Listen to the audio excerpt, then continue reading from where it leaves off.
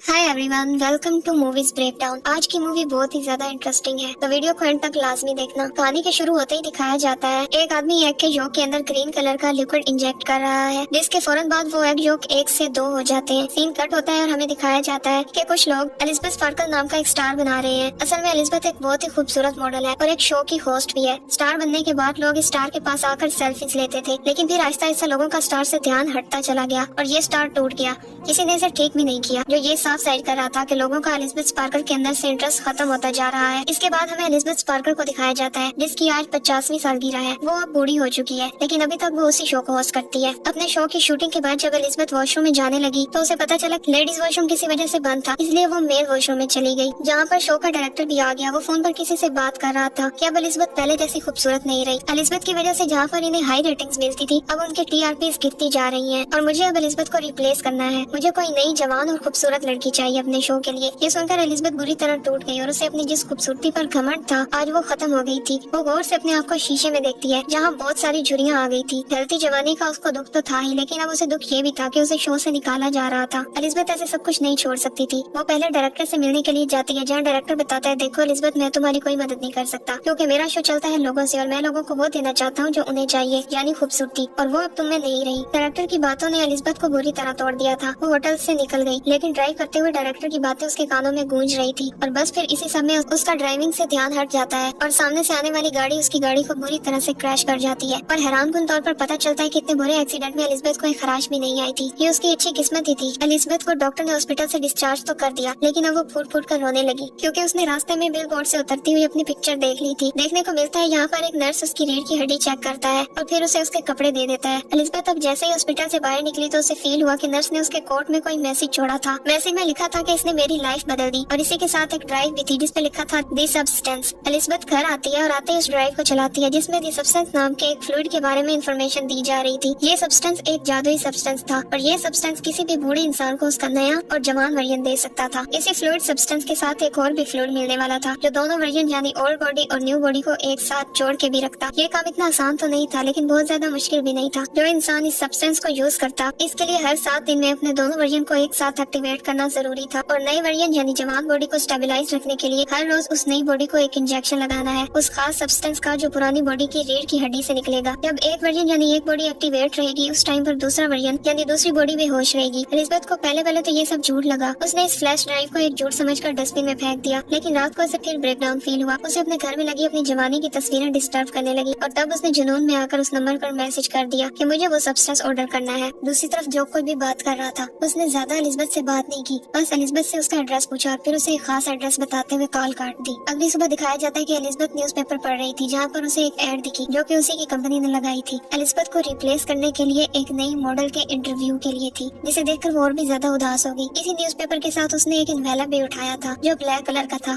Elizabeth जब उस envelope को खोलती है तो उसमें एक नंबर लिखा हुआ था। अब एलिजाबेथ उस आदमी के बताए हुए एड्रेस पर पहुंचती है, जो काफी अंदर करके एक खुफिया सी जगह थी। ये था एक लॉकर रूम, जो उसे नंबर कार्ड दिया गया था। एलिजाबेथ ने उसके जरिए इस जगह को एक्सेस किया और फिर अपना लॉकर खोला, जहाँ पर एक बॉक्स था, जिसे लेकर वो अपने घर आ गई। घर आकर वो फौरन उस बॉक्स को खोलती है और इसमें उसे काफी सारी चीजें मिली। सबसे पहले एक सीरम और एक इंजेक्शन, जिसे सिर्फ एक मरतबा इस्तेमाल करना था। इसके साथ ही एक स्टेबलाइजर था, जिसके जरिए रोज नई यानी जवान बॉडी को इन्हें स्टेबलाइज करना था, और ये तो उस फ्लैश ड्राइव से पहले ही पता चल चुका है। उस स्टेबलाइजर का फ्लूइड और बॉडी की रीढ़ की हड्डी से निकलेगा। अब दोनों बॉडीज को चेंज करने के लिए खास किस्म की किट दी गई थी, और इसके साथ दोनों बॉडीज के लिए यानी जवान और बूढ़ी बॉडी के लिए स्पेशल खाना भी दिया गया था। एलिजाबेथ इसके बाद वॉशरूम में जाती है और काफी देर तक अपनी बॉडी को देखती है, ऐसे जैसे वो फैसला ना कर पा रही हो कि उसे ऐसा करना भी चाहिए या नहीं। फिर कुछ सोचने के बाद उसने वो ग्रीन फ्लूइड यानी वो सब्सटेंस अपने अंदर इंजेक्ट कर लिया। इंजेक्शन लगाने के बाद कुछ देर तक एलिजाबेथ को कुछ नहीं हुआ, लेकिन फिर कुछ देर बाद उसे बहुत ज्यादा दर्द हुआ, इतना कि उसकी आंखें फटने लगी। उसकी आंखों में हमने उसके आई बॉल को डबल होते देखा, और फिर अगले ही सेकंड उसकी कमर फटने लगी, जहाँ से एक नई और जवान लड़की निकल कर बाहर आई। ये एलिजाबेथ का नया वर्जन था, एक नई जवान बॉडी जो पिछली बॉडी के अंदर से निकली थी। एलिजाबेथ के इस नए वर्जन ने अपने आप को शीशे में देखा। काफी देर तक तो उसे यकीन ही नहीं आया कि जो इसने यूज किया था वो काम कर गया था। वो इतनी खूबसूरत और जवान बन गई कि जैसे उसने सोचा भी नहीं था। काफी देर तक अपनी खूबसूरती देखने के बाद अब एलिजाबेथ को पुराने वर्जन यानी पुरानी बॉडी की कमर पर टांगे लगाती है, जिसे फाड़ कर वो बाहर निकली थी। इसके बाद वो अपनी पुरानी बॉडी को जिंदा रखने के लिए एक फूड बैग उसके साथ अटैच कर देती है, जो कंपनी ने उसे दिया था। आज पूरी रात उसने अपनी खूबसूरती को एंजॉय किया था। सुबह जब वो उठी तो उसके नाक से खून आ रहा था। ये देखकर वो परेशान हो गई और उसे याद आया कि उसे तो एक एक्टिवेटेड किट भी दी गई थी, और उसे बताया गया था कि हर रोज नई बॉडी को यानी जवान बॉडी को एक्टिव रखने के लिए पुरानी अपनी बूढ़ी बॉडी की रीढ़ की हड्डी से उसे सब्सटेंस निकाल कर अपने अंदर इंजेक्ट करना है। इसलिए वो फौरन पुरानी बॉडी की रीढ़ की हड्डी से सब्सटेंस निकालना शुरू कर देती है और ये इंजेक्शन लगाने के बाद वो बिल्कुल नॉर्मल हो चुकी थी। इस नए वर्जन की खूबसूरती पहले से कहीं ज्यादा थी, इसलिए वो तैयार होती है और उसी शो के ऑडिशन के लिए जाती है जहाँ से उसे निकाल दिया गया था। वहाँ एलिजबेथ की खूबसूरती देखकर सभी लोग दंग रह गए थे और डायरेक्टर ने भी फौरन एलिजबेथ को सिलेक्ट कर लिया। एलिजबेथ ने यहाँ अपना नाम सू बताया था। इंटरव्यू में सिलेक्ट होने के बाद सू को याद आता है कि उसे तो हर हफ्ते अपनी बॉडी चेंज भी करनी है, जिसके लिए वो बहाना बनाती है कि मेरी मॉम बीमार है और मुझे हर हफ्ते अपने गाँव जाना पड़ता है अपनी मॉम का ख्याल रखने के लिए। डायरेक्टर बिना कुछ सोचे समझे उसकी हफ्ते में छुट्टियां लेने वाली शर्त भी मान चुके थे।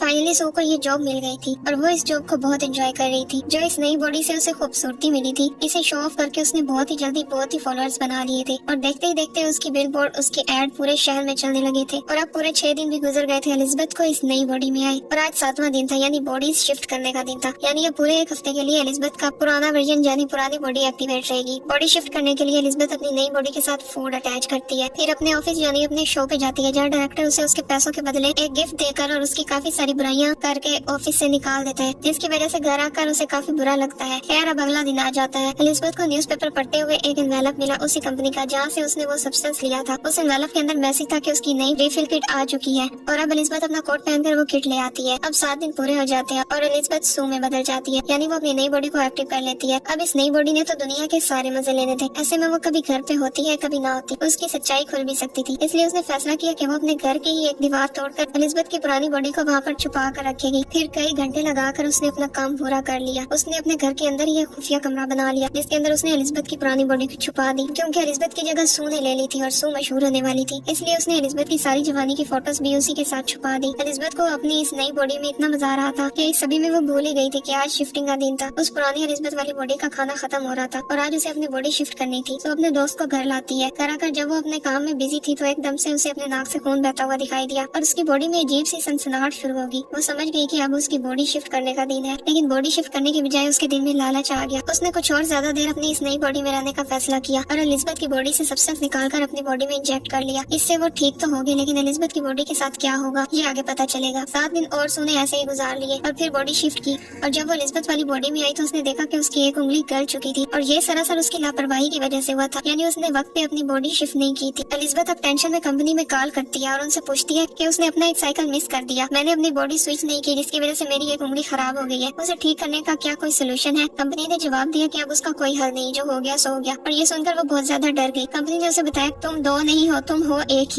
ही बॉडी से निकली है तुम्हारी नई बॉडी, इसलिए तुम्हें ध्यान रखना होगा। खैर एलिजबेथ अब अपनी नई रिफिल किट लेने आई। अपनी रिफिल लेने के बाद वो एक रेस्टोरेंट पर गई जहाँ पर उसे एक बूढ़ा आदमी नजर आया जो उससे अजीबोगरीब बातें करने लगा। एलिजबेथ ने नोट किया कि इसके हाथ पर बिल्कुल वैसा ही निशान है जैसा हॉस्पिटल में नर्स के हाथ पे था, यानी ये उस नर्स का पुराना बूढ़ा वर्जन था। बूढ़ा आदमी उससे पूछता है क्या तुम्हारी नई बॉडी ने तुम्हें खाना तो नहीं शुरू किया। ये सुनकर वो घबरा गई और वहाँ से उठकर भागने लगी। एलिजबेथ अब अपने घर आ जाती है। वो अपने इस पुराने वर्जन में ही खुश रहना चाहती थी, इसलिए उसने अपने दोस्त को कॉल की मिलने के लिए। वो बहुत ही प्यारा तैयार हुई। उसने बहुत प्यारे कपड़े पहने और बिल्कुल सू जैसा ही यानी न्यू वर्जन जैसा मेकअप किया। तैयार होकर वो बाहर निकलने ही वाली थी कि उसे बाहर लगे हुए सू के पोस्टर नजर आ गए। ये देखकर उसका सारा कॉन्फिडेंस लूज हो गया। इसने अपना मेकअप, अपने बाल सब कुछ उलझा दिया। वो पागल होने लगी थी। अपने डिप्रेशन की वजह से वो बहुत ज्यादा खाना खाती है और फिर सो जाती है। सीन कट होकर हमें दिखाया जाता है कि अब एलिजबेथ ने बॉडी स्विच कर ली थी और ये टाइम था उसके शो का। एलिजबेथ अब डांस कर रही थी, यानी अपने शो की शूटिंग कर रही थी, लेकिन तभी अचानक इसकी लोअर बॉडी पर हम्प आ जाता है, जिसे देखते ही वो कंफ्यूज होकर शूटिंग छोड़कर वॉशरूम में चली जाती है। और फिर इस हम्प को स्क्रॉल करते हुए अपने बेली बटन से जब बाहर निकाला तो उसे पता चला कि ये चिकन था जो रात में एलिजबेथ ने खाया था। ये देखते ही वो बहुत ज्यादा डर गई। उसकी आंख खुल गई और उसे पता चला कि ये सब एलिजबेथ का एक ख्वाब था। सुबह होने पर अब सच में उसने अपनी बॉडी स्विच की और फिर अपने शो के लिए चली गई। लेकिन वहाँ जाते ही वो ये देखकर घबरा गई कि शो के लोग शूटिंग का सामान पैक कर रहे थे